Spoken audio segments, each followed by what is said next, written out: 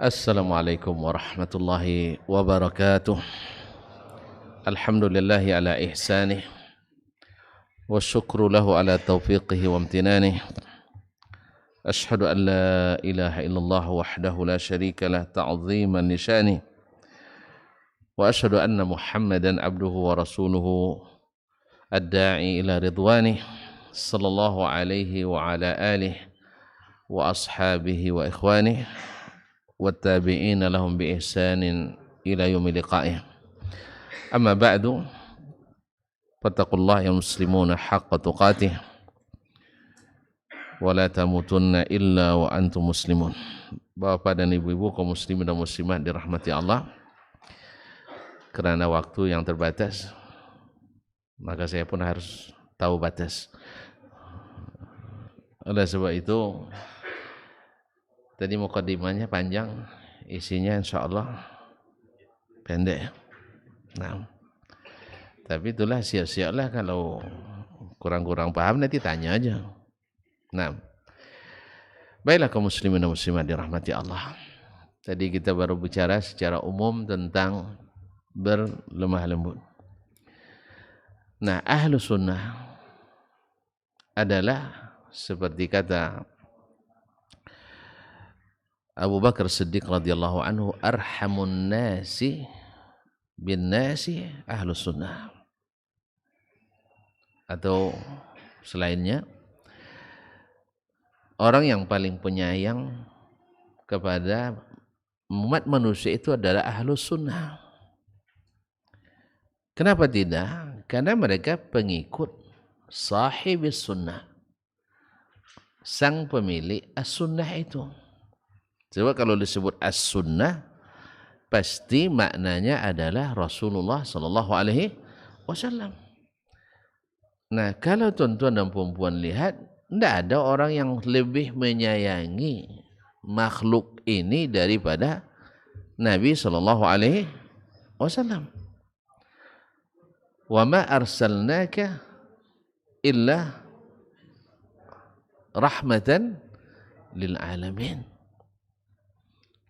Aku tidak utus kamu kecuali menjadi rahmat bagi sekalian alam. Di zaman Nabi alaihi salatu wassalam, orang-orang juga seperti di zaman ini. Bedanya ya keimanannya itu saja. Tapi mereka tetap manusia. Ada yang menentang. Ada yang menentang Nabi? Ada. Keluarga atau orang lain? Masuk keluarga dan orang lain juga. Keluarga aja nolak, apalagi orang lain. Kita hari ini, ketika kita nak menegakkan kembali apa yang kita ketahui dari sunnah Nabi, ada yang menolak? Ada juga. Keluarga atau orang lain? Keluarga juga ada yang menolak. Betul kan? Dan juga ada orang lain. Nah, bagaimana Nabi menyikapinya?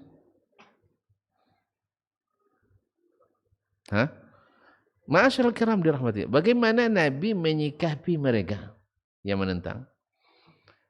Nabi alaihissalatu wassalam ya sangat antusias dan berambisi dan punya obsesi tinggi agar orang ini jangan sampai mati dalam keadaan menentang. Nah, kalau demikian apa yang dia lakukannya? Selalu melakukan yang disukai oleh orang itu, kecuali dilarang oleh Allah Subhanahu wa taala. Ya, kalau yang disukai oleh mereka syirik, Nabi tidak buat. Apa sebab? Dilarang Allah. Kalau mereka suka riba, mereka tidak buat karena Allah larang riba. Kalau mereka suka khamar, Nabi tak buat karena Allah tak suka peminum khamar. Tapi kalau mereka suka dipanggil dengan panggilan ya Abu Fulan, wahai ayahnya si fulan, orang Arab suka. Sebab kalau dipanggil ayah si fulan kan berarti dia pria punya dia punya selera, artinya kesatria. Nah, artinya dia laki-laki karena ayahnya si fulan walaupun belum menikah. Maka panggilan itu tetap diberikan Nabi sallallahu alaihi wasallam kepadanya. Ma'asyiral kiram dirahmati Allah, ketika Fathu Makkah Nabi tahu bahwa Abu Sufyan itu orangnya suka ditinggikan dan disanjung. Dia belum masuk Islam waktu itu. Nah, Nabi ingin Abu Sufyan kalau masuk Islam banyak akan mengikutnya. Karena dia pemimpin. Nabi tetap berikan dia kedudukan itu.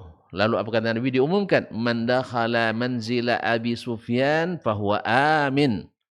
Siapa yang masuk ke rumah Abu Sufyan berlindung di situ aman. Wah. Berarti apa tanggapan Abu Sufyan? Ternyata saya masih dianggap walaupun saya sudah dalam kondisi terjepit. Padahal Nabi kan tidak perlu lagi sebenarnya pada Abu Sufyan. Sebab apa? Kemenangan sudah di tangan. Janji Allah sudah dekat di depan mata. Tapi tetap diberikan itu. Ini yang sering lupa oleh kita. Kedudukan orang karena kita tidak sepaham dengannya. Karena mereka belum menerima dan mengikuti kita. Ada bertemu keras dengan yang lebih.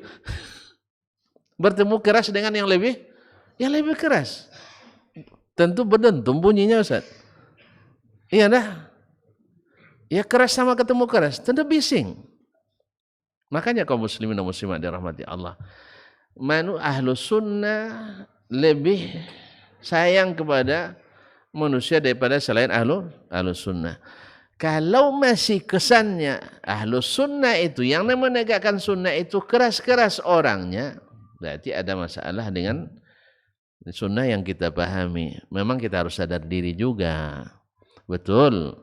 Memang kita tidak bisa menguasai seluruh sunnah. Yang menguasai seluruh sunnah angkat tangan. Saya nak belajar dengan dia. Nah, ini serius ini. Ya. Tidak ada satupun ustadz yang menguasai seluruh sunnah. Tidak ada. Kok pada marah sama saya? Disuruh nunjuk nggak mau. Tapi saya bilang pernyataan ini tidak mau juga terima. Ada ustadz yang menguasai seluruh sunnah? Ada? Tunjukkanlah, saya nak belajar. Hah? Saya nak belajar lagi. Saya terus terang kalau ada yang mau menanggung biaya saya belajar, saya nak belajar lagi. Serius. Kemarin ketika temu dengan Menteri Arab Saudi waktu itu, saya waktu itu sebagai MC-nya dan penerjemahnya di Jakarta, saya bilang, Syekh, boleh nggak saya ikut lagi tes masuk ke Madinah? Nak ngulang dari S1 lagi. Lalu dia bilang, kamu udah tua katanya. Kasihlah anak-anak muda lagi katanya. Saya belum puas belajar, terus terang belum puas belajar. Lagipun kalau masih belajar, orang maklum salah masih belajar. Tapi kalau sudah doktor, cepat sempat salah dikit. Cuma doktor katanya. Iya kan? Waktu kuliah tak ada duit, orang maklum masih kuliah. Tapi kalau udah jadi doktor, jangan coba-coba bilang tak ada duit. Nanti jadi kesan tidak baik. Kamu tidak usah belajar luar negeri kayak Dr. Dasman. Pulang-pulang menjual tanah orang tua katanya. Payah. Makanya jadi mahasiswa saya suka. Ada yang mau kuliahkan lagi? Serius ini. Ada yang mau kuliahkan lagi? Saya nak kuliah lagi. Tolong biayai. Kaum muslimin dan muslimat dirahmati Allah. Jadi antusiasme untuk supaya orang mendapatkan hidayah itu mengharuskan kita juga jangan menghilangkan hak-hak dia. Karena walaupun orang melanggar, di zaman Nabi ada orang yang bermaksiat. Banyak. Antum cabut lagi pernyataannya. Ada, bukan banyak. Ada 6. Ini terbayang semua orang nanti yang baca koran kriminal tiap hari kan penuh di halaman kita kan. Enggak. Ada. Bagaimana Nabi menyikapinya? Langsung masuk TV. Datang orang mengadu kepadanya, ya Rasulullah, saya berzina Rasulullah. Nabi berpaling, tidak mau dengar laporan itu. Datang lagi daerah kiri, saya Rasulullah, ya Allah. Lalu Nabi katakan, kamu gila ya? Artinya kamu tidak waras. Atau jangan-jangan kamu hanya sekedar memegang. Hanya ngaku dia, tidak Rasulullah. Pokoknya detail dia sebutkan, coba bayangkan. Nabi ingin supaya ini jangan dibuka. Kita kalau dapat orang bersalah yang tidak sepaham dengan kita, Masya Allah, langsung masuk berita NASA. Sampai pula berita NASA sampai ke ruang angkasa. Allah musta'an. Salah satu menjadi apa namanya? Menjadi gugur segalanya. Kaum muslimin dan muslimat rahmati Allah. Nah, ahlus sunnah harus lebih penyayang daripada selain Ahlus Sunnah. Harus lebih penyayang. Apa sebab? Karena kita, sebagaimana kita menikmati indahnya sunnah Nabi SAW. Gimana tidak indah? Sebab semua orang yang mencintai seseorang mesti suka meniru seseorang itu. Betul? Suka. Dan di saat dia mampu menirunya, senangnya luar biasa. Ya kan? Masa orang hanya karena gol mirip dengan Ronaldinho, misalnya, bangganya luar biasa. Bisa saya salto sambil menggolkan. Masa kita bisa sholat seperti sholat Nabi, tidak bangga, tidak bahagia. Ya tak? Nah, bahagia ini, orang yang bahagia pasti ingin membahagiakan orang. Kalau orang tidak bisa membahagiakan orang lain, berarti belum bahagia. Maka orang punya duit, dia suka memberi karena dia bisa bahagia dan membahagiakan orang. Tapi kalau sempat dia sendiri, ada orang kaya dulu di kampung. Mana Abu Zaki lagi? Bukan Abu Zaki lah. Ada di sebuah kampung lah. Kaya raya. Asetnya puluhan miliar. Tapi makan tetap nasi bungkus. Sebungkus berdua pula. Ya bayangkan. Kalau gini jangan harap kita nak makan bersama dengan dia. Ada misalnya ditraktir seseorang. Kawan yang ditraktir ini biasa kalau makan dihidang.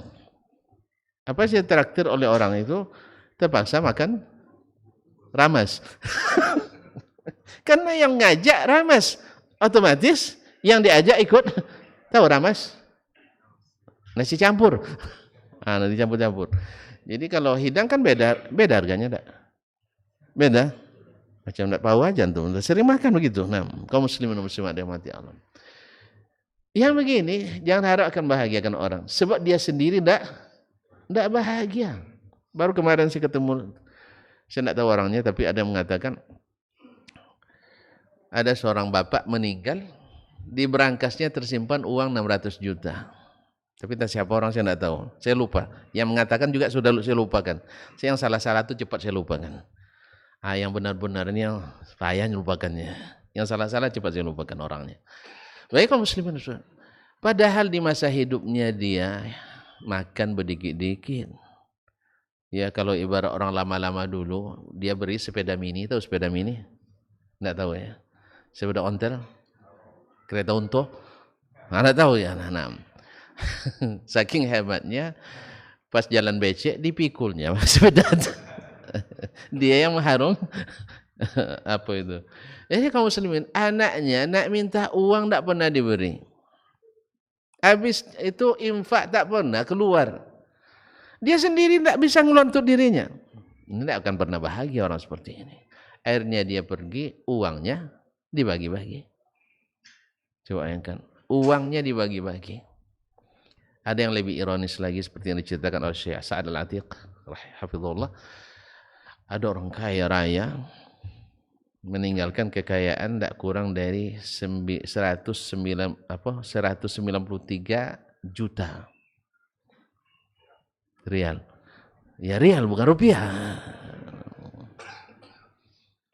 Lalu biasanya mereka kan nanya Syekh gimana cara untuk membagi dan sebagainya. Nah, apa kata Syekh? Ayah kalian ada berwasiat. Biasanya orang berduit ini berwasiat dia kan.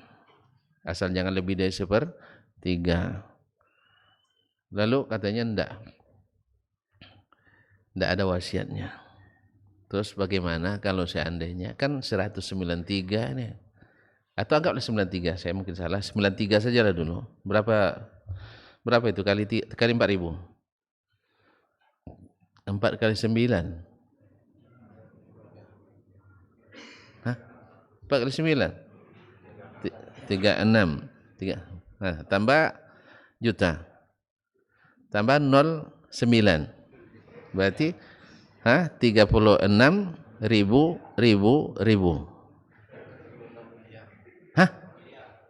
Ya Syekh. 30 ribu kan? Tambah 3 lagi ribu. Tambah 3 lagi ribu. Berarti 36 ribu. Kaum muslimin muslimat. Apa kata Syekh?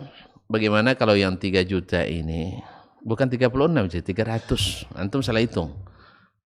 Antum enggak pernah punya duit banyak juga nampaknya ini. Sama-sama, jangan sedih, saya juga. Nah, sama. Kaum muslimin dan muslimat ya. Jadi coba keluarkan yang 3 juta itu, jadikan wakaf untuk ayah kalian bikin masjid lah. 3 juta cukup bikin masjid? Masa enggak cukup? Hah? 3 juta? Iya 36 miliar. Cukup? Cukup sekali. Masa enggak cukup tuntun? Nah, coba siapkan yang 3 juta itu untuk bikin masjid. Dimanapun terserah, di sini atau di luar negeri. Apa jawaban anaknya? Ayah saya aja untuk dia enggak pernah dia pikirkan. Apalagi kami yang la ilaha illallah. Ini yang dia pelajari dari ayahnya. Coba bayangkan. Kita juga akan, bila kita ahlus sunnah tidak bisa melaksanakan sunnah seperti sahib sunnah, ini akan menjadi beban bagi ahli sunnah dan sunnah itu sendiri. Nah, sunnah katanya. Asal sudah ngaji sunnah, hitam mukanya katanya. Macam-macam lah fitnah yang diberikan. Tidak pandai senyum lagi. Semua orang salah masuk neraka semuanya. Ini kan semua tidak benar ini, cuma fitnah ini. Cuma ada mungkin beberapa orang yang menjadi penyebab. Maka jangan kita menjadi penyebab orang merendahkan Islam, orang merendahkan sunnah Nabi SAW. Kita punya tanggung jawab besar dalam masalah ini. Kalau bisa kaum muslim dan muslimat yang dirahmati Allah. Ada sebagian orang datang ke satu tempat, awalnya boleh ngaji, habis itu tidak boleh lagi ngaji. Tapi ada orang sebagian Allah berikan, setelah dia ngaji, orang suka ngaji. Gitu. Nggak usah ngaji lagi. Semua salah kita kan ya. Padahal yang salah di antara 10 hanya setengah. Ya yang salah kan? Tapi semuanya salah. Apa sebab? Caranya yang tadi yang tidak tepat. Masyaallah kiram dirahmati Allah. Makanya kaum muslimin dan muslimat, kadang-kadang bicara belum tentu menyelesaikan masalah, tapi bicara banyak menyelesaikan masalah. Bukankah Nabi SAW lebih banyak menggunakan itu? Lebih banyak hadisnya fi'li daripada qauli. Nah, sekarang kita nak bertanya, sunnah tadi sunnah siapa? Kalau disebut sunnah siapa? Sunnah Nabi SAW. Nah, sunnah itu kedudukannya apa? Ya, seperti kedudukan Nabi sendiri. Kalau Nabi sedang hidup, Nabi masih hidup, lalu datang antum ke dia, lalu dia katakan, ya si fulan, kamu mesti menikah 2 orang. Hah? 2 orang apa? Istri. Nah, lalu bisa antum jawab, ya Rasulullah, kita tidak semazhab. Bisa? Enggak. Ya Rasulullah, saya sudah terima dari guru saya tidak seperti ini. Boleh? Enggak. Maka demikian juga seorang mukmin, seorang muslim, muslimah yang mengakui kedudukan Nabi SAW yang wajib ditaati secara mutlak. Seperti kata Imam Syafi'i rahimahullah, tidak ada orang yang diberikan kepadanya ketaatan mutlak oleh Allah kecuali Muhammad sallallahu alaihi wasallam. Maka ketika datang kepada Nabi sallallahu alaihi wasallam, tidak mungkin kita mengatakan ya Rasulullah kita tidak pemahaman, tidak mungkin. Tapi dari mana kita dapatnya paham Nabi sallallahu alaihi wasallam? Tentu dari bahasa yang dia sampaikan. Sebab Nabi berbicara sama dengan bahasa ulama, bahkan Nabi lebih fasih menjelaskan. Ya kan? Oleh sebab itu kaum muslimin dan muslimat, tidak mungkin seorang menolak hadis Nabi, sunnah Nabi SAW bila sudah jelas baginya. Makanya Imam Syafi'i tegaskan, la yahillu li ahadin istabanat lahu sunnah ayyada'aha li qawli ahadin kainan man kan. Tidak halal. Kalau tidak halal apa maknanya? Haram. Kita mengikut Syafi'i apa tidak? Antum tidak anti mazhab antum ya saya. Ya saya kalau gitu kita tidak siapa. Mazhab saya Syafi'i. Tidak boleh. Nah, alhamdulillah. Mana tahu tidak boleh pula di sini kan. Saya katakan seperti kata seorang ahli mazhab itu, dia katakan ana syafi'iyyun ma hayitu wa in amut fa wasiyati lin-nasi atasyaffa'u. Saya selama hidup tetap bermazhab Syafi'i, dan bila mati saya wasiatkan kepada orang-orang ikut mazhab Syafi'i. Kok pada nengok panjang-panjang? Kenapa? Ada yang salah? Kalau tuan-tuan tak terima, supaya jelaskan panjang lagi waktunya Ustaz. Minta perpanjangan waktu Ustaz. Sebab Imam Syafi'i mengatakan pada kita tadi, tidak halal bagi seorang yang jelas baginya sunnah, dia tinggalkan sunnah itu karena mengikut pendapat seseorang siapapun orangnya. Termasuk engkau ya Imam? Iya, termasuk saya. Kalau gitu, antum tak mau mazhab Syafi'i? Mau? Alhamdulillah. Ini yang ditularkannya kepada murid-muridnya. Misalnya Al-Muzani ketika meriwayatkan kitab dari Imam Asy-Syafi'i rahimahullah, dalam kitab Al-Mukhtasar Al-Muzani, dia sebutkan, ini yang saya riwayatkan adalah pendapat Imam Asy-Syafi'i rahimahullah. Saya riwayatkan supaya dimanfaatkan oleh orang yang datang setelahnya. Tapi saya tetap beritahukan, ingat, Asy-Syafi'i selalu mengulang-ulang kepada kami ma'ilamihim. Saya ingatkan mereka yang mendengarkan fatwa Imam Syafi'i ini, bahwasanya bila sahih hadis tidak boleh meneruskan mengikut pendapat Imam Asy-Syafi'i bila tidak bersesuaian dengannya. Ini muridnya yang meriwayatkan kitab-kitab besarnya seperti Al-Dan, Ikhtilaful Hadis dan lainnya. Demikian juga muridnya, termasuk murid-murid terakhirnya di Mesir, Harmalah ibn Yahya At-Tujibi rahimahullah ta'ala. Apa dia katakan? Asy-Syafi'iyyu habibun ilayya walakinnal haqqa ahabbu ilayna. Syafi'i sangat kami cintai, tapi kebenaran lebih kami cintai. Nah, di sini di apa ukuran kebenaran? Kembali lagi kepada sunnah Nabi SAW. Oleh itu Nabi menyebut yang selamat dari sekian aliran yang ada dari seluruh umat kan akan terpecah, kata Nabi SAW. Ini mempublish bukan memvonis, jangan salah paham. Ini kadang dah mulai risau kalau udah bilang tuh lah masuk neraka semua orang, katanya. Bukan. Urusan masuk neraka tak urusan kita, tapi menyampaikan apa yang disampaikan Nabi itu adalah kewajiban kita. Jelas? Nah, kalau bisa jangan cari yang 72. Ya. Cari yang 2000-an. 72 dah tua. Nah, cari yang satu. Cari yang satu. Apa sebab? Nabi katakan umat Yahudi pecah dari 1 menjadi 71. Nasrani awalnya 1 menjadi 72.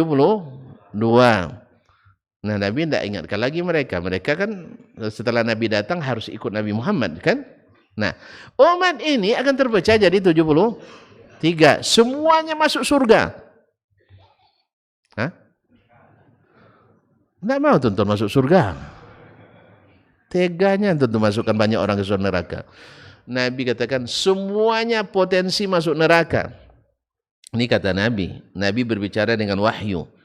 Ya, Nabi berbicara dengan wahyu, bukan pikirannya, bukan keinginannya. Kalau boleh Nabi ingin kita semua masuk surga.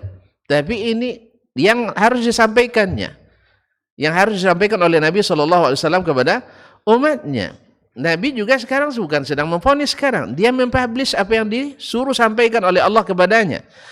Muhammad, ini umatmu akan terpecah jadi 73 golongan. Ingatkan mereka. Berapa yang selamat? 72. Berapa yang tidak selamat? 1. Hah? Oh, itu balik. Masya Allah, tuan-tuan dah ngaji rupanya. Nah, 72 potensi tak selamat. Antum jangan marah-marah. Ini Nabi sembarang masuk orang neraka. Tidak. Kata Nabi, kan ada yang selamat. Ada yang selamat. Kecuali 1. Lihat sahabat radhiyallahu anhum. Ya sahabat nih. Ya, sahabat karena mereka beriman pada Nabi Shallallahu Alaihi Wasallam. Dia tanya, apa yang ditanya? Yang 72 atau yang satu? Hah? Tonton kalau ujian pilih soal banyak atau soal sedikit? Gitulah. Jangan pilih yang banyak-banyak, payah nanti. Sama ceramah ini, jangan banyak yang banyak-banyak, nanti lama. Nah, jadi satu yang tanyanya, siapa yang satu itu ya Rasulullah? Yang 72 enggak, saya enggak perlu tahu, sebab enggak selamat. Sah? Coba ini juga sahabat, manhaj sahabat. Dia enggak perlu membaca yang 72 itu. Makanya antum jangan fokus membaca yang 72, fokuskan yang satu dulu. Sebab kalau nanti kaji besok lagi nih. Kalau kau tahu jalan yang satu ini, tahu yang 72 itu otomatis. Jelas? Saya karena diberitahu jalan ke Bangka ini, saya tahu jalan semua jalan yang tak menuju ke Bangka Belitung. Nampak saya? Jadi saya nanti di situ papan itu walaupun banyak Mbak Siti yang bawa tadi, Citilink. Nah. Ya kan banyak mbak-mbak dalamnya. Jadi Citilink, banyak tuh Citilink kan. Saya tidak terpengaruh dengan banyak di papan itu. Apanya itu? Apa sebab? Yang saya cari Bangka Belitung aja. Ya tak? Sebab yang lain sesat semuanya. Kalau masuk antum ke yang bukan ke Bangka, sesat kita. Jelas? Nah, sudah jelas petunjuk, antum masuk juga ditunjukkannya di gate 20 misalnya. Antum masuk ke gate 29. Jelas? Ini yang menyelamatkan, antum masuk, yang tidak selamat. Ini masuk misalnya gate 19, antum masuk. Ya kan semuanya menuju pesawat juga ini kan. Kan Citilink juga. Enggak. Jadi kaum muslimin, dah jelaskan ada Nabi SAW. Ini jalan selamat. Oleh sebab itu sahabat nanya jalan selamat. Sama kami itu juga. Nanya tadi fokus saja. Mana Citilink ke Bangka Belitung. Kalau sempat nanya Citilink kemana aja, lama.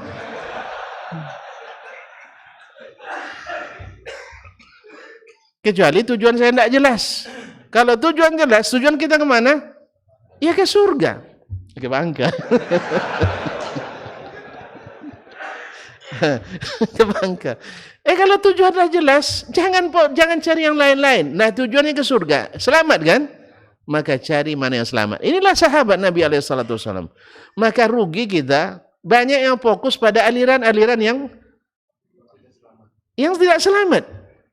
Sibuk dengan itu. Sehingga umat pun akhirnya lebih kenal yang tidak selamat daripada yang selamat. Fokuskan, ini jalan selamat. Jalan mana? Nabi katakan, namanya apa? Ahlus sunnah. Ahlu as-sunnah wal jamaah. Masya Allah. Seperti apa ahlus sunnah itu? Subhanallah, ini hikmah luar biasa kaum muslimin. Tidak ada generasi dari generasi umat ini yang seluruh personilnya atau seluruh individunya selamat dari aliran menyimpang kecuali generasi sahabat. Catat tu ya. Tidak ada catat nampak. Tidak bawa pena. Berarti ingatlah kalau gitu. Bahwa tidak satu pun generasi dari generasi umat Islam yang selamat seluruh anggotanya kecuali generasi sahabat. Generasi sahabat. Tidak satu pun terlibat aliran menyimpang.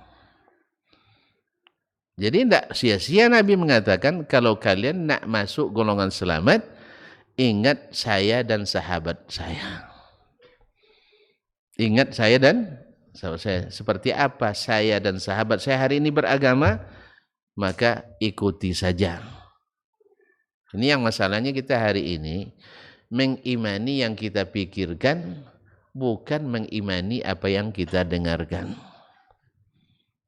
Bukan ada orang, bukan yang didengarnya yang dia ingin percaya, tapi apa yang dia pikirkan. Tahu enggak? Allah dan Rasul katakan begini, dengar, tapi sami'na wa asaina. Tahu kamu bagaimana Nabi? Tahu, cuman bagaimana lagi? Nah, kan bagaimana? Ini yang bagaimana lagi tuh? Antum jadi seperti Abu Talib nanti. Abu Talib kan gitu. Iya kan? Menurut kamu Muhammad itu gimana? Saya tidak ragu. Cuman bagaimana? Gimana lagi? Akhirnya dia meninggal mengikuti agama nenek moyangnya. Sebab takut tak jumpa mereka di neraka. Iya. Dan takut omongan orang Quraisy setelahnya. Padahal kalau mati diomongin orang kita tidak apa-apa kan? Kalau udah mati. Sama dulu ada orang gertak kita karena tidak ikut berbagai kegiatan yang bukan apa. Karena kita ada waktu saya tidak ada tanggal merah saya, semua tanggal hijau. Nah, biru apa hijau? Tergantung kalendernya. Nah, kaum muslimin dan muslimat dirahmati Allah. Jadi tidak bisa ikut. Ada yang bilang, awas besok kalau mati, tidak kita kuburkan katanya. Tidak kita selenggarakan. Kabarnya ada kemarin kasusnya. Saya bilang, ya tapi tidak langsung kan, saya jawab aja gitu. Sempat saya tidak dikubur, saya cari nanti malam-malam. Pasal mereka kan yakin arwah gentayangan kan. Antum tak dikubur, tidak ada apa masalah lagi, yang hidup yang bermasalah. Sempat saya tidak dikubur gara-gara masalahnya, gara-gara tidak sepaham dan sebagainya. Sempat tidak dikubur, ada dosa saya? Enggak ada dosa saya. Yang dosa yang hidup. Jelas? Yang berdosa yang hidup. Sempat dikubur busuk lah daerah itu nanti. Berapa rumah nanti menanggung busuknya. Iya. Yang namanya bangkit tentu busuk. Kalau tidak percaya cobalah. Nah, jangan kuburkan. Yang kedua masuk koran nanti. Masuk koran. Misalnya komplek itu tegaan sekali. Ustadz tidak dikuburkan. Kena dia, saya kena, enggak juga. Makanya antum jangan takut digertak setelah mati. Digertak waktu hidup lah yang ketakut. Ini sebagian dah mati baru takut dia. Jangan takut. Ya, kalau sudah mati itu yang menentukan amal kita semasa hidup. Maka semasa hidup inilah kita berkarya. Baiklah kaum muslimin. Jadi Ahlus Sunnah adalah as-sahabah radhiyallahu anhum. Karena mereka generasi yang tak ada aliran sama sekali. Lahir Syiah, tidak ada yang terlibat Syiah. Lahir Murji'ah, tak ada yang ikut Murji'ah. Lahir Khawarij, sahabat masih banyak, mereka tak ada yang ikut. Qadariyah lahir, mereka tak ikut. Oleh sebab itu Nabi kembalikan kita di saat ikhtilaf seperti apa mereka dan Nabi SAW. Nah kalau sudah tahu jelasnya seperti tadi, jangan terpengaruh oleh jalan-jalan yang lain. Kecuali tujuan tidak jelas. Dan tujuan kita jelas. Masyaallah kiram dirahmati Allah SWT. Berarti Ahlus Sunnah adalah yang mengikuti Nabi dan para sahabatnya. Karena mereka ada al-firqatun najiyah, golongan yang selamat, at-taifatul mansurah, yaitu kelompok yang selalu dibantu oleh Allah SWT. Mereka tak terpengaruh oleh orang yang melecehkan dan tidak mundur karena orang yang merendahkan. Mereka tetap istiqamah. Tetapi mereka harus punya sifat seperti sahibis sunnah Nabi SAW. Walaupun dihimpit, walaupun dipersempit, tapi selalu menyiapkan lapangan yang lapang untuk orang lain. Jelas? Jelas? Kalau jelas cukup sampai di situ dulu. Kan dah jelas? Ya, kan targetnya jelas tadi kan? Alhamdulillah. Jadi tahu ada sunnah itu siapa? Ya Nabi dan para sahabat. Nah kalau kita nak termasuk yang golongan selamat tadi, ikutlah Nabi dan para sahabat. Nah di antara kita ada yang mengikuti setengah-setengah, ada yang seperempat, seperpuluh, dan lain-lainnya. Tentu saja di atasnya lah dibangun al-wala wal bara. Tentu yang senantiasa setia, yang manhajnya bila dengar ini Nabi dan sahabat Nabi SAW, dia dengan senang hati dan berupaya untuk merubah diri mengikuti jalan yang jelas dan selamat tadi, maka kita katakan ini orang min ahli as-sunnah, yaitu sempurna. Artinya bukan maksudnya sempurna tanpa dosa dan tanpa kekurangan, tidak, tapi dia berusaha untuk senantiasa menerapkan dan mengikutinya. Tapi kalau seandainya datang kepadanya sunnah Nabi SAW, lalu dia mengatakan, tunggu dulu, saya pikirkan.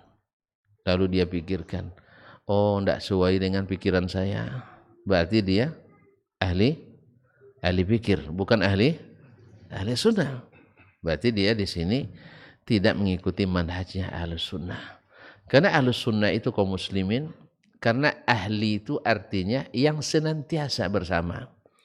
Makanya makanya Imam Ahmad rahimahullah wafat 241 mengatakan ketika menafsirkan At-Ta'ifatul Mansur wal Firqatun Najiyah, mereka banyak ulama as-salaf menyebutkan hum ahlul hadis. Seperti kata Abdullah Mubarak, kalau bukan ahlul hadis yang tidak tahu siapa orangnya. Seperti dari Fudail bin Iyad 221 yang mengatakan juga ahlul hadis. Demikian juga Imam Muhammad ibn Sirin dan sebagainya. Lalu Imam Ahmad mengatakan ahlul hadis itu bukan profesor hadis. Nah, sebab masa itu tidak ada profesornya.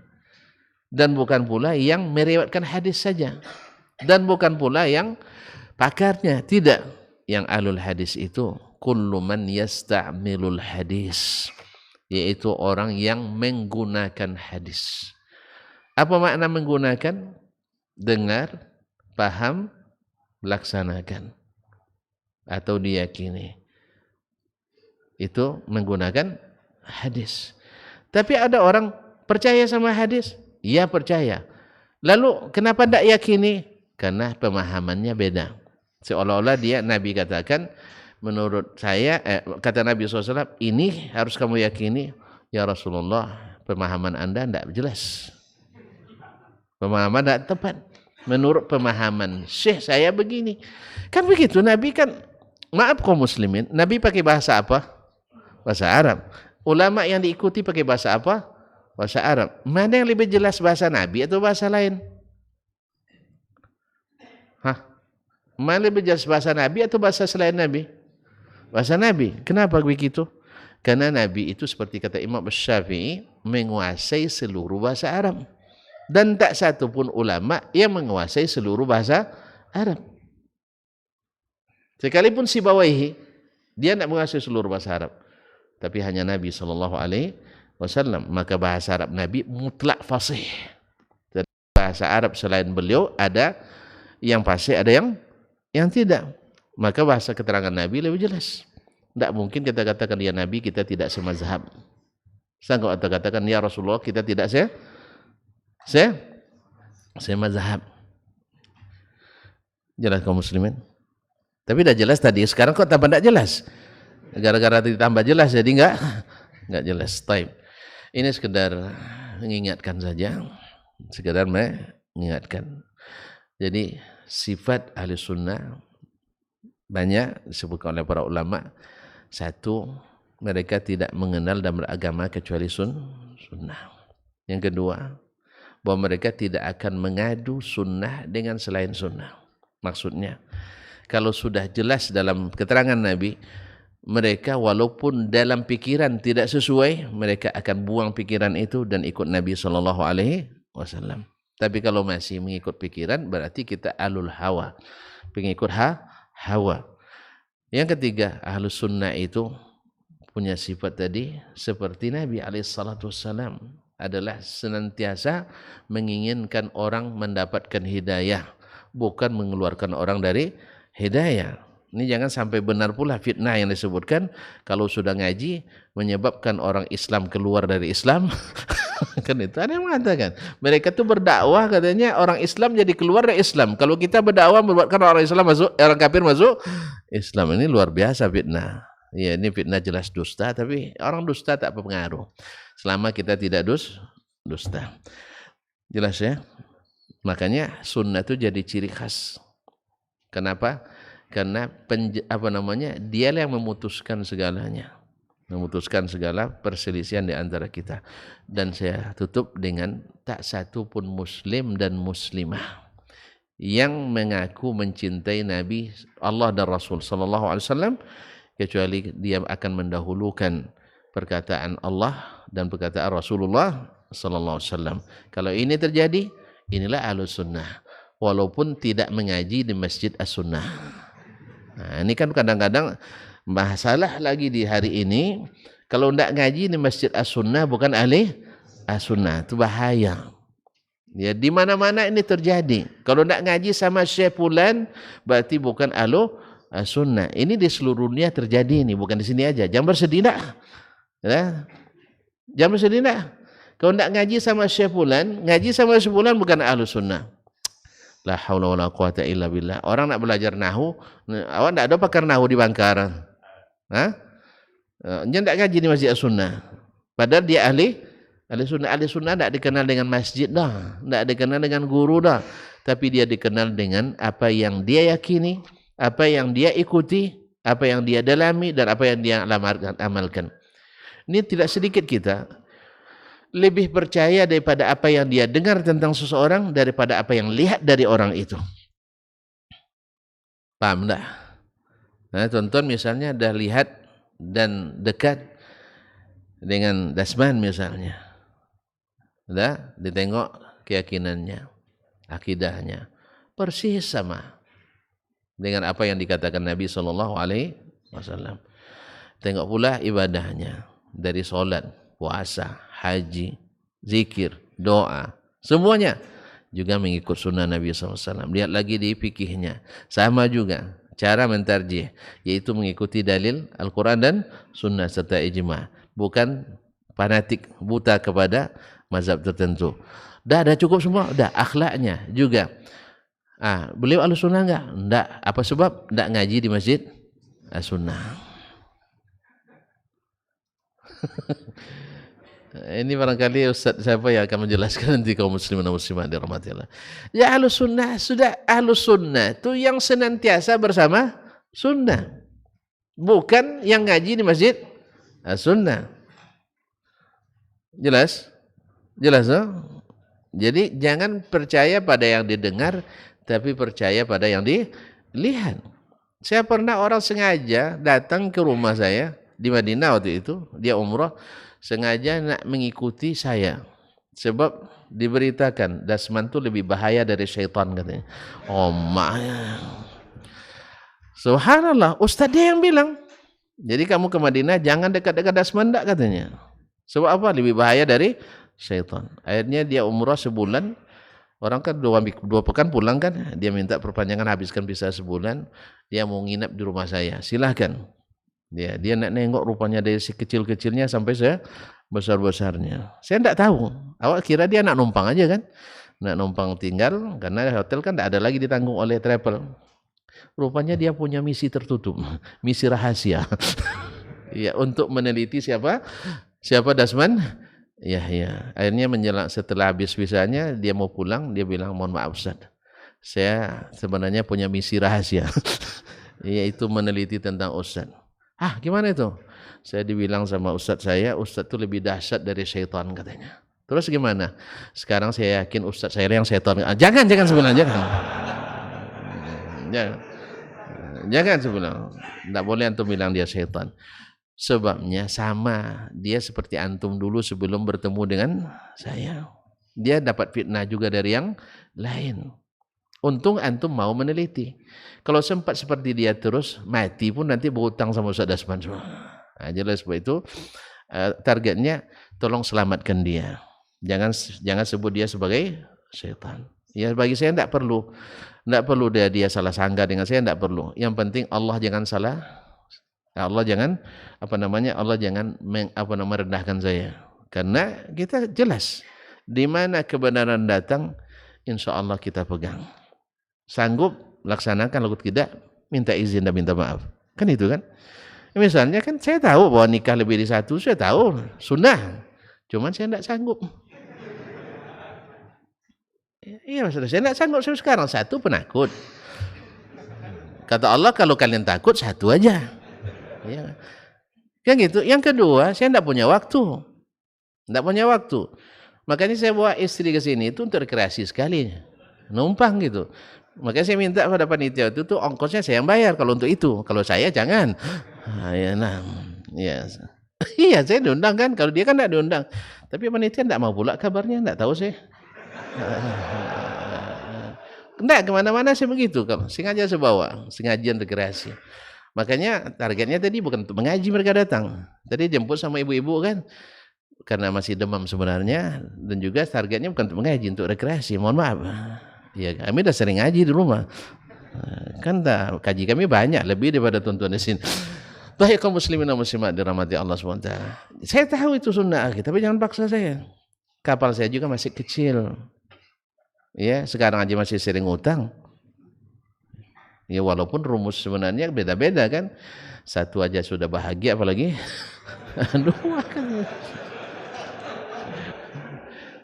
Tapi tetap saya katakan saya sekarang masih penakut. Ya kalau antum nak ajarkan saya untuk melaksanakan itu, Ustaz, doakan saya jadi pemberani. Ya, yang kedua perbesar kapal saya. Ya, yang ketiga jangan diundang terus. Sebab habis waktu saya. Iya kan? Kan hari besok kan saya harusnya libur kan, tapi tak libur di sini, di sana juga tak libur saya. Jadi oleh sebab itu mungkin di sini agak lebih santai dikit, diinapkan di hotel pula kan, masya Allah. Baik, terima kasih dan mohon maaf. Ada pertanyaan? Tapi jangan yang payah-payah. Yang payah-payah Ustaz apa aja nanti Ustaz?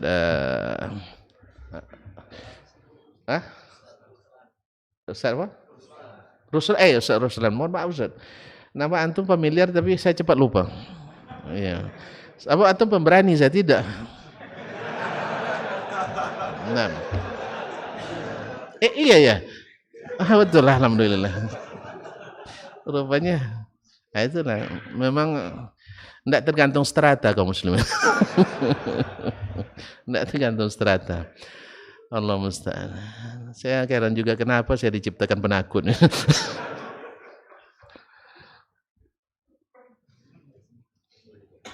Baik, barakallahu fikum. Ini yang mudah-mudah kan? Yang mudah-mudah kan? Yang sulit-sulit antum Ustaz. Antum memberani. Masya Allah. Dari Fulana nih. Namanya. Assalamualaikum warahmatullahi wabarakatuh. Semoga Ustaz dan keluarga dalam lindungan Allah. Amin ya rabbal alamin. Dan semoga juga ukti seperti itu. Ustaz, ana mau bertanya, silakan. Saat ini suami ana bekerja di instansi pemerintah. Masya Allah. Keadaan di kantor suami sangat jauh dari agama. Mana mungkin? Ini negeri Islam, masa jauh dari agama? Taib. Seorang sering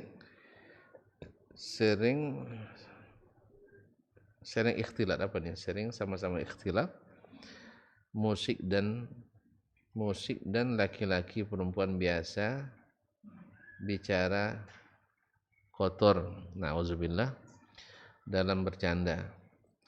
Karena kondisi itu seorang istri minta cerai. Oh, bahaya nih. Baik, minta cerai. Apakah diperbolehkan cerai? Karena alasan tersebut Ustaz, mohon nasihat. Jazakallahu khairan. Jadi minta cerai karena suaminya kerja di kantor, yang kantornya tidak kondusif seperti yang disampaikan. Semoga tidak semuanya benar ya, tidak semuanya benar. Tapi memang hari ini ya kita pertama bersyukur karena Allah berikan kesempatan mengaji. Yang kedua, diberikan hidayah dan taufik untuk mengikuti kaji. Yang ketiga, kita tidak boleh juga melupakan saudara-saudara yang belum bisa.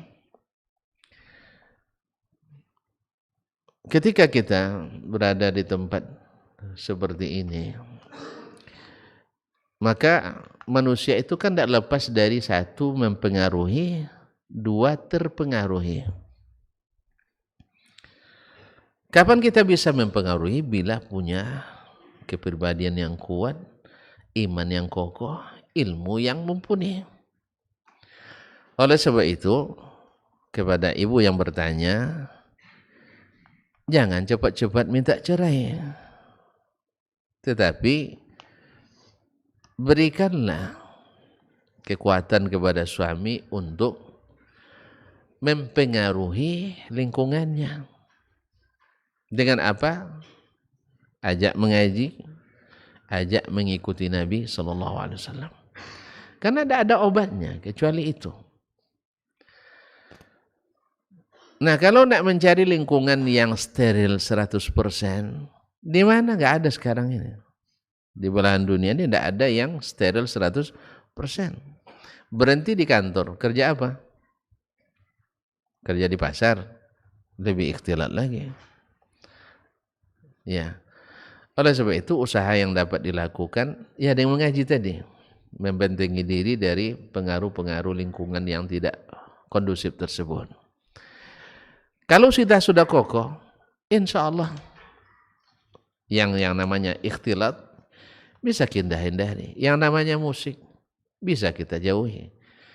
Apalagi kalau kita memiliki peran penting pula di situ. Kalau sudah jadi kabak, jadi kasih, jadi apa lagi? Gitaris. Makanya kalau sudah kokoh pribadinya, bisa, masa tidak bisa? Bisa. Cuma memang perlu proses. Nah, kalau seandainya dalam bisa, ada seseorang dalam kondisi yang seperti itu, tapi dia bisa bukan terpengaruhi, tapi justru mempengaruhi. Walaupun sedikit. Misalnya mulai dengan mengajak orang kantor tuh sholat berjamaah. Pada umumnya yang suka seperti itu, sholatnya tidak terjaga. Itu pasti itu.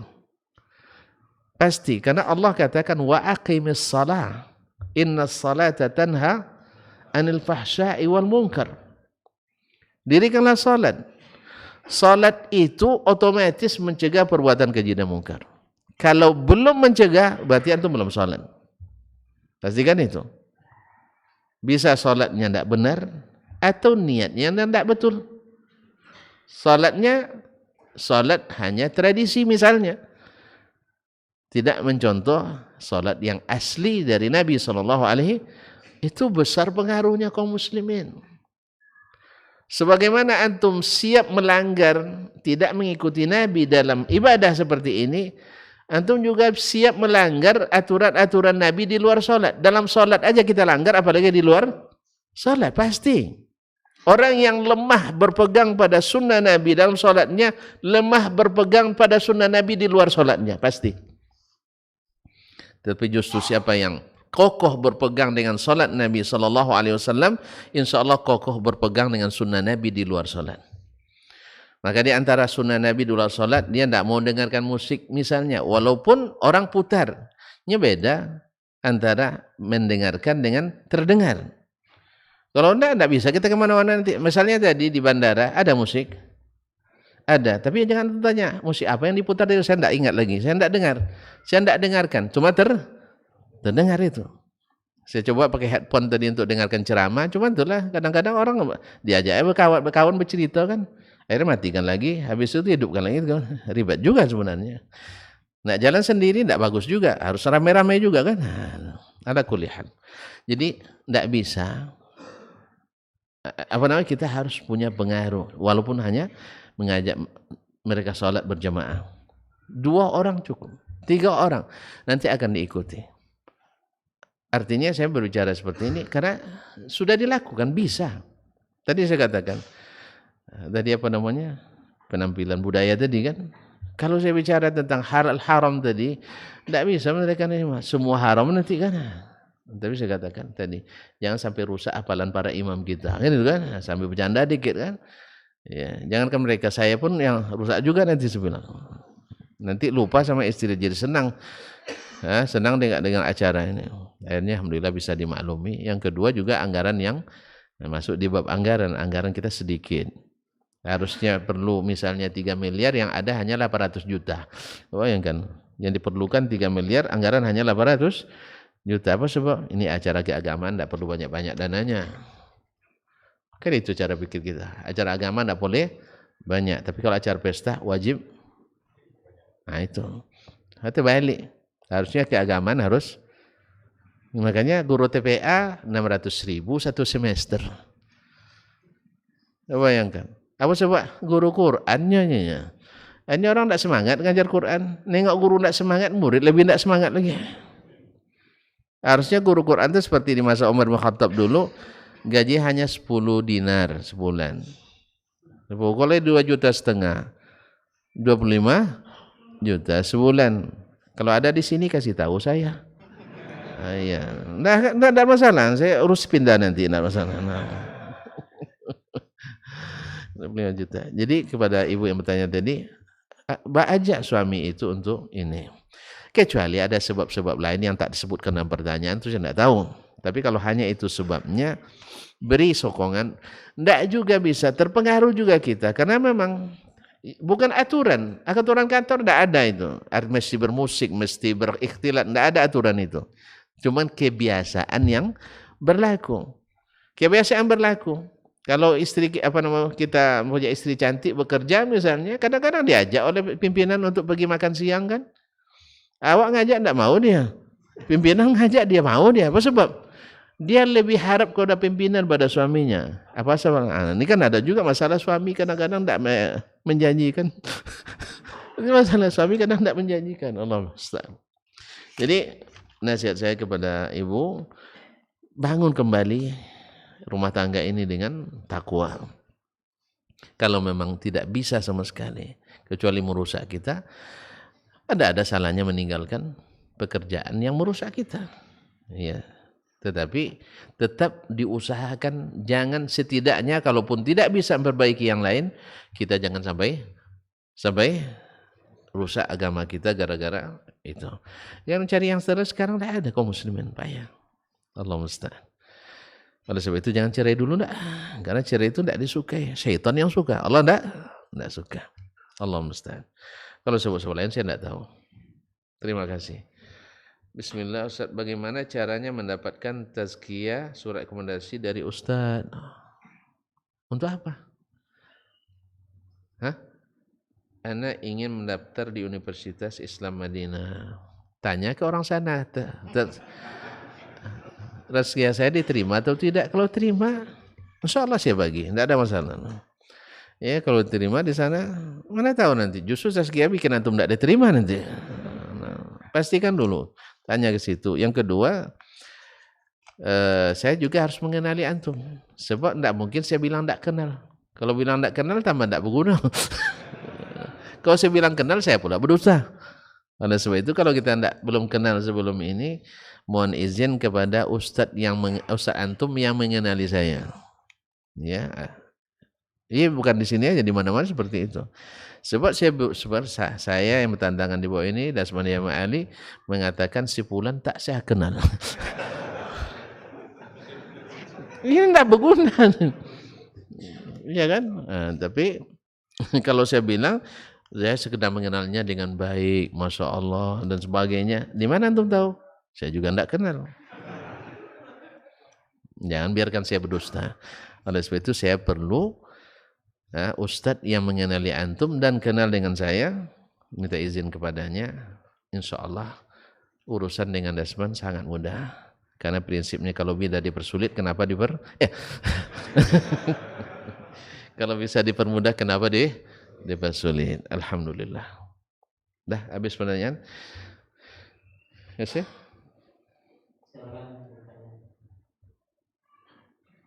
Banyak rupanya. Tapi dengan syarat jangan yang sulit-sulit itu. Kalau sulit saya bilang sama Ustaz apa aja deh nanti Ustaz. Ustaz Ruslan. Assalamualaikum.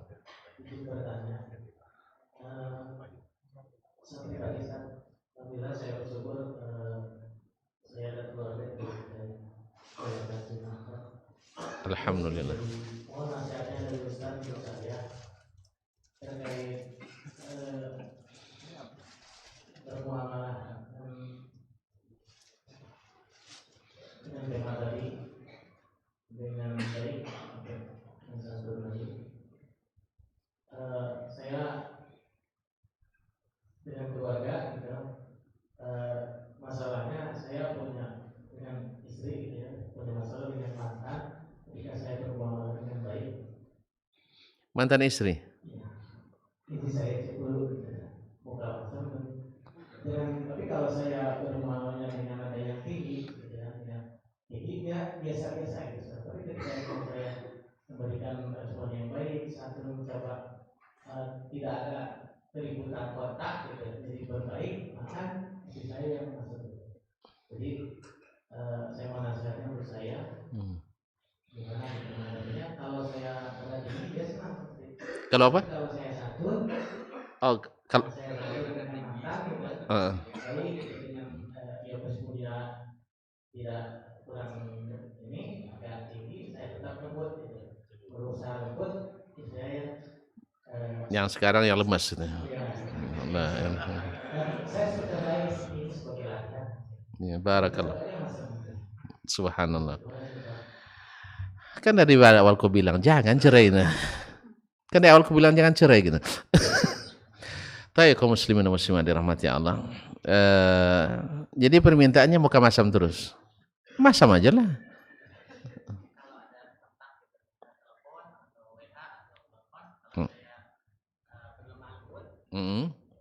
Lemah lembutnya kayak apa itu? Saya nggak tahu. Nah.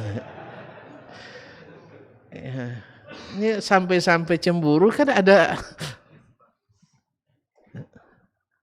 Gimana misalnya? Pakai sayang-sayang pula? Anda. Subhanallah. Kalau hanya sebatas komunikasi, karena kita mungkin punya anak di situ ya. Nah, ya menanyakan kondisi anak, ya enggak mungkin ya bentak-bentak pula. Ya, tentu kita bicara dengan sewajarnya, bagaimana anak kita, gimana belanjanya cukup dan sebagainya. Kalau dia belajar gimana, itu biasa. Kan enggak ada ungkapan-ungkapan mesra kan enggak ada kan? Nah, enggak. Maka kalau hanya sebatas itu, ya istri ya harus memahami. Cuma kalau kondisinya seperti itu, antum bicara jangan depan istri lah. Paham ya? Kalau jelas misalnya istri, kalau dia nelpon, misalnya kalau depan istri enggak usah ditanggapi dulu. Telepon saya sedang sibuk. Bilang ya saya sedang sibuk, enggak memungkinkan untuk menjawab sekarang. Nanti. Kecuali memang ada hal-hal yang membuat ada alibi-alibi yang membuat istri curiga, itu lain hal. Tapi kalau hanya sekedar normal, itu biasa. Tapi kalau seandainya sudah normal kita biasa, tiba-tiba istri tetap juga cemburu, ada enggak kesempatan balik lagi misalnya? Hah? Enggak ada kesempatan lagi? Dah tertutup pintu hatiku.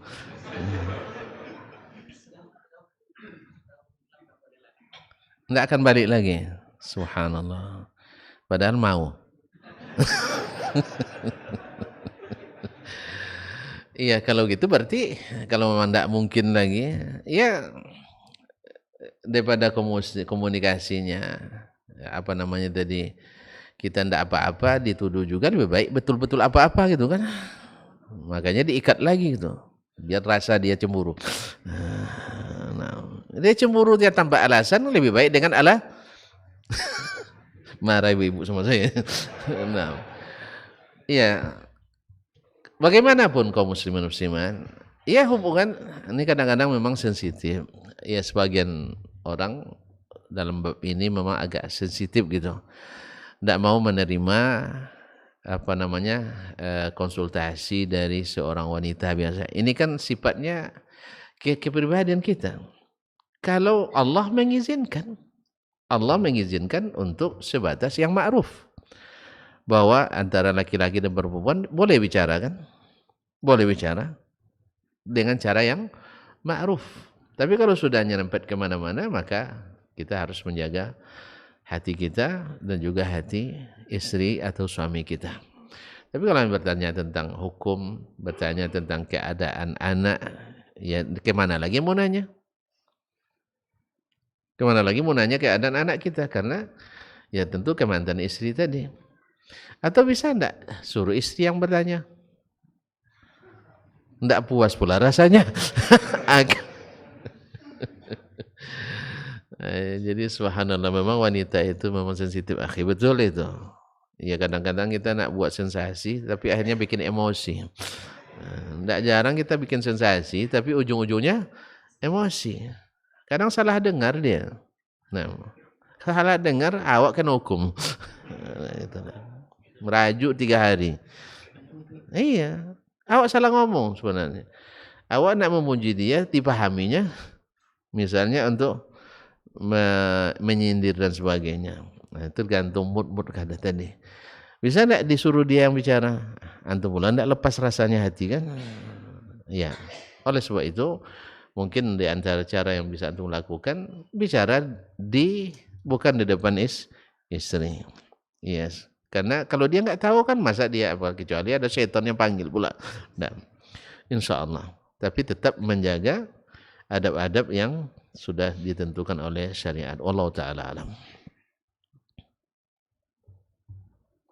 Nah. Hah? Ini orang-orang ini sudah mulai apa nampaknya. Ya. Nah, cukuplah dulu. Cukuplah dulu. Oh, ada untuk 3 penanya. Kita enggak tahu siapa yang bertanya tadi. Kasih aja lah. Siapa yang bertanya tadi? Ini ada yang enggak boleh dibuka tadi kabarnya. Baik. Itu tugas panitia mencarinya. Ya, tugas panitia mencari. Yang jelas abang ini siapa nama saya? Bang Asep nih. Udah jelas. Yang 2 lagi tolong diinvestigasi.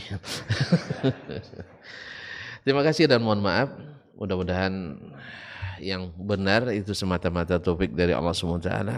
Yang salah dan keliru kelemahan saya atau dari syaitan. Kepada Allah saya mohon ampunan. Kepada bapak dan ibu, saudara-saudari yang hadir atau yang mendengarkan, mohon dimaklumi dan kalau bisa berikan masukan. Wallahu taala alam wa sallallahu ala nabiyyina Muhammadin wasallam. Mohon maaf dan terima kasih. Subhanakallah bihamdik asyhadu an la ilaha illa anta astaghfiruka wa atubu ilaik. Wassalamualaikum warahmatullahi wabarakatuh. Majtama'a qaumun fi baitin min buyutillah yatluna kitaballah wa yatadarasunahu fima bainahum illa nazalat alaihimus sakinah wa ghasyiyatuhumur rahmah wa haffat bihimul malaikah wa dzakarahumullahu fiman indah. Tidaklah suatu kaum duduk di salah satu rumah Allah membaca ayat-ayat Allah dan sama-sama mempelajarinya kecuali turun kepada mereka as-sakinah, ketentraman dan kenyamanan. Wa ghasyiyatuhumur rahmah, dan mereka diliputi pula oleh rahmat, kasih sayang dari Allah Subhanahu wa taala. Wa haffat bihimul malaikah, dan mereka pun dikelilingi oleh para malaikat. Karena malaikat suka majlis-majlis zikir dan ilmu. Wa dzakarahumullahu fiman indah, dan Allah akan banggakan sebut-sebut mereka di kalangan malaikat-malaikat yang ada di sisinya, di masyarakat atas. Mudah-mudahan kita termasuk yang sering disebut-sebut di sisi Allah di kalangan para malaikat, dan di akhir majlis ini mudah-mudahan kita pula mendapatkan seperti yang tersebut dalam hadis qudsi, qumu maghfuran lakum, silahkan berangkat meninggalkan majlis ini dalam keadaan diampuni dosa-dosa kalian.